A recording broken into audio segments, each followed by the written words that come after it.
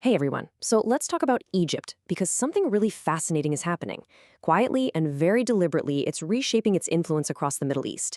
And it's not through some big, flashy announcement. No, it's a calculated strategy that connects homegrown military hardware, some seriously bold diplomacy, and really clever economics. Okay, let's get into it. So this is the big question, right? How is one country managing to completely redraw the regional map and project power in ways we haven't seen before? Well, it's not just one thing. It's a combination of moves that, when you put them all together, are starting to create a pretty major shift.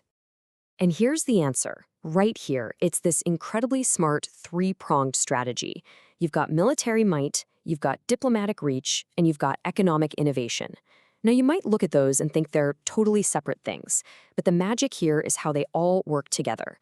Think of them like gears in a single, powerful machine, all turning to accomplish one big goal, putting Egypt back in the driver's seat as a key regional player. All right, let's kick things off with Pillar 1, good old-fashioned hard power. We're talking about a made-in-Egypt arsenal. This is a huge deal because it represents a fundamental shift. Egypt isn't just a country that buys weapons anymore. It's becoming a country that makes them and sells them. And the crown jewel of this new arsenal is what's called the Hafez bomb family. As you can see, this isn't just one type of bomb. You've got the Hafez 1, 2, and 3, which are serious bunker busters, right on par with the famous American Blue 109. But where things get really wild are the Hafez 4 and 5.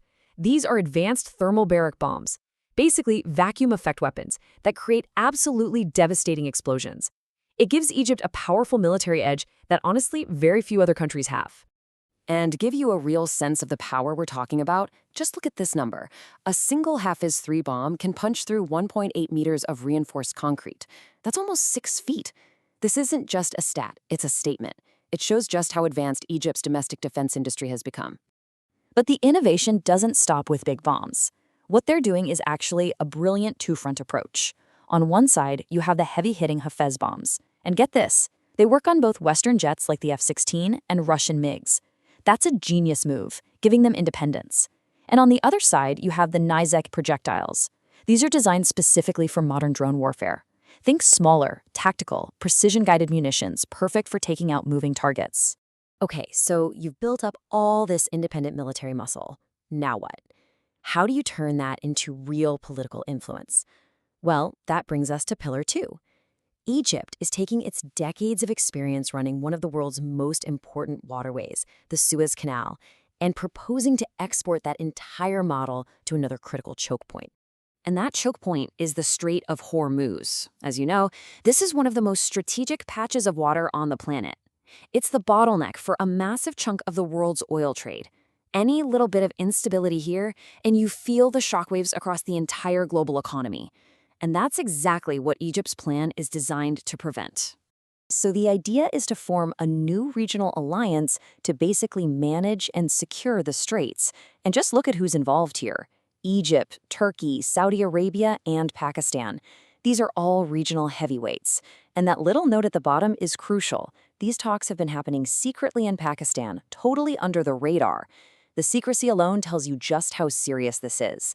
The plan is to apply that Suez model, regulate traffic, collect fees, and most importantly, guarantee security for all. Okay, so we've gone from hard power to diplomacy. Now we shift to Pillar 3, pure economic ingenuity. This is where Egypt is offering up a really clever solution to a global problem, and in doing so, positioning itself as an absolutely essential logistics hub. They're calling it the Ro-Ro Revolution. So what on earth is Ro-Ro? Well, it stands for roll on/roll off, and it's exactly what it sounds like. It's a super efficient way to ship things where entire trucks literally just drive onto a special vessel and then drive right off at the other end. No cranes, no containers. This simple idea completely slashes loading and unloading times. Now, let's trace this new journey. A truck starts in Europe, drives to a port in Italy, and rolls on to a Ro-Ro ship. That ship sails to Damietta in Egypt.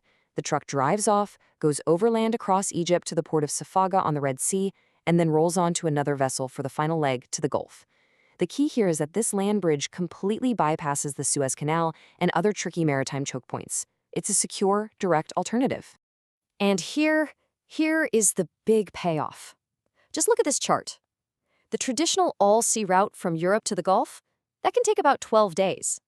The new Egyptian Ro-Ro route? 1.5 days. That is an absolutely mind-blowing time savings. It's a total game changer, especially for things like fresh food or medicine. And if you're wondering just how serious they are about this quote from President Sisi says it all. He's not interested in some far-off vision for 2030. He's demanding that everything be ready by 2025. You can feel the urgency. This isn't just some nice idea. It's a top-down strategic imperative. Okay, so we've looked at the three pieces of the puzzle: military independence, diplomatic leadership, and economic innovation. Now it's time to put them all together and see the bigger picture, to understand how this all becomes a self-reinforcing strategy. This is it right here. This is the entire strategy in a nutshell. It's a feedback loop. When you can make your own advanced weapons, you get military independence. That independence gives you the credibility to propose bold diplomatic ideas, like the Hormuz alliance. That diplomatic stability, combined with economic innovations like the Ro-Ro line, creates secure trade. See how it works? Each pillar feeds the next one, and it all results in this continuous cycle of enhanced regional power. And that really brings us to the final big question.